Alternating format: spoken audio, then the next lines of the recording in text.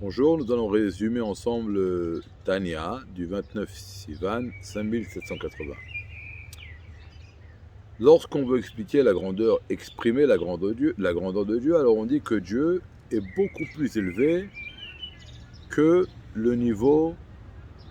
On dit que, on va dire sur Akadosh Baruch Hu, que son intellect, sa chorma, est considéré par rapport à lui comme de l'action. Maintenant, on a expliqué que chez nous, la distance qu'il y a entre notre intellect et notre action, il y a 5 paliers.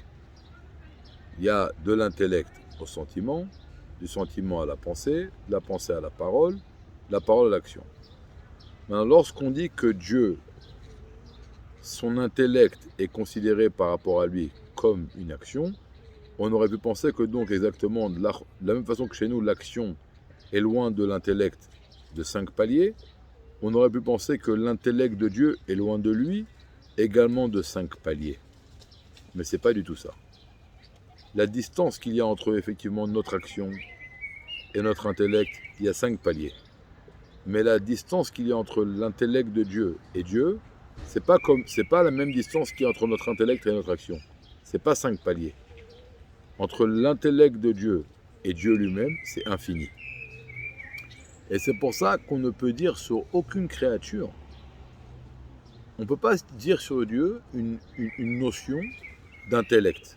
Cela veut dire sur Dieu qu'on ne peut pas le comprendre, ça signifierait, ça ressemblerait à dire sur une idée intellectuelle très profonde qu'on ne peut pas la saisir et la palper avec nos doigts.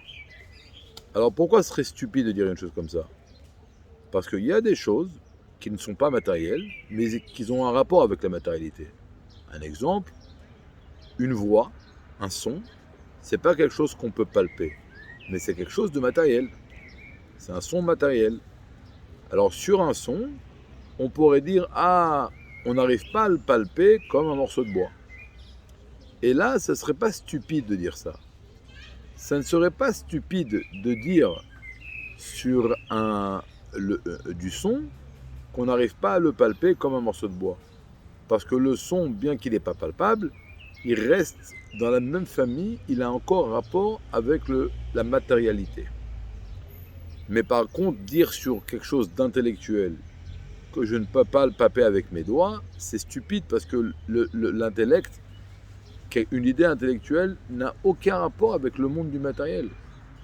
Et donc dire une chose comme ça, c'est tellement stupide que tout celui qui l'entendrait, ça le ferait sourire. Et donc c'est pareil. Il y a ce qu'on appelle dans la Chassidut, Yediah Achiyuv. C'est la connaissance positive. C'est-à-dire qu'il y a une chose que je peux cerner, je peux amener des exemples et déterminer un niveau, déterminer quelque chose. Il y a des choses que je peux ne pas comprendre, mais en ne pas les comprenant, je peux comprendre leur grandeur. C'est ce qu'on appelle un travail par élimination. Regardez, si par exemple je vous dis, il y a une chose qui est liquide, mais qui n'est pas de couleur, qui n'est pas salée et qui n'est pas sucrée. C'est de l'eau. D'accord? Donc, j'ai dit qu'elle n'est pas noire, elle n'est pas de couleur comme du coca, elle n'est pas sucrée comme du jus d'orange, elle n'est pas salée comme, du Perrier, et elle n'est pas sucrée comme un Oasis. Donc, j'ai éliminé. Donc en éliminant tous les éléments, j'ai compris qu'elle n'était pas ça, elle était autre chose. Alors, il y a des niveaux, il y a des choses qu'on peut comprendre par élimination. Mais Dieu, même par élimination, on ne peut pas le comprendre. C'est-à-dire, dire sur Dieu qu'on ne le comprend pas, c'est comme, j'ai dit auparavant, dire sur une idée intellectuelle très profonde qu'elle n'est pas palpable avec le sens du toucher. Que c'est stupide de dire ça. Maintenant, lorsque l'on dit que Dieu est au-dessus de la compréhension et il est également au-dessus de l'intellect, cela veut dire que même l'intelligence suprême telle qu'elle est dans le monde de Hatzilut, par rapport à Dieu, la distance qu'il y a entre elle et Dieu, c'est une distance infinie qui n'a aucune commune mesure.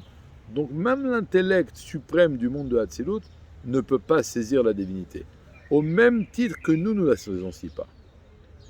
C'est-à-dire que par rapport à l'essence de Dieu, alors l'intellect suprême de Hatzilut n'a pas une proximité à Dieu plus que nous. On est loin de Dieu au même titre. Parce que devant l'infini, 1 et 1 million sont loin de l'infini au même titre. Alors si Dieu, il est tellement haut, et même l'intellect suprême ne peut pas saisir Dieu dans son essence. Alors là, il y a une grande question qui se pose. La question qui se pose, c'est, alors, pourquoi on appelle Dieu Chacham, ou Dieu Rachum, ou Dieu Chanun, qu'il est intelligent, qu'il est miséricordieux, etc., etc. Alors, c'est pas parce que Dieu est proche de ces niveaux-là, parce qu'on a dit la distance entre ces niveaux-là et Dieu est infinie, c'est parce qu'il est la source de laquelle va découler ces niveaux-là. Bien sûr, avec une multitude de niveaux qui vont descendre, à la fin va découler de Dieu le niveau de Chokhmah, va découler de Dieu la miséricorde, etc., etc. Maintenant, comment cette chose se fait là, ça on en parlera demain. Voilà, donc c'est le Tanya d'aujourd'hui. Ça nous donne un petit peu une infime idée sur la grandeur de Dieu. Et donc lorsque demain nous dirons Kulam Bechokhmah Asita, on va se rappeler que la signification profonde de cette phrase, c'est que par rapport à Kadosh Baruch Hu, même l'intellect suprême du monde de Hatzilut est considéré comme lui comme de l'action. Mais en plus, c'est pas comme nous que l'action éloigne notre intellect 5 distances de paliers. Alors, c'est pas la même chose que Dieu, son intellect éloigne de lui 5 paliers. La distance entre l'intellect de Dieu et Dieu lui-même, c'est infini. Et c'est pour ça, encore une fois, que je réitère et je répète la phrase. Dire sur l'essence de Dieu qu'on ne peut pas le comprendre, ça équivaut à dire sur une idée intellectuelle profonde qu'elle n'est pas palpable avec le sens du toucher. Que tout celui qui entendra une phrase tellement stupide, ça le fera rire.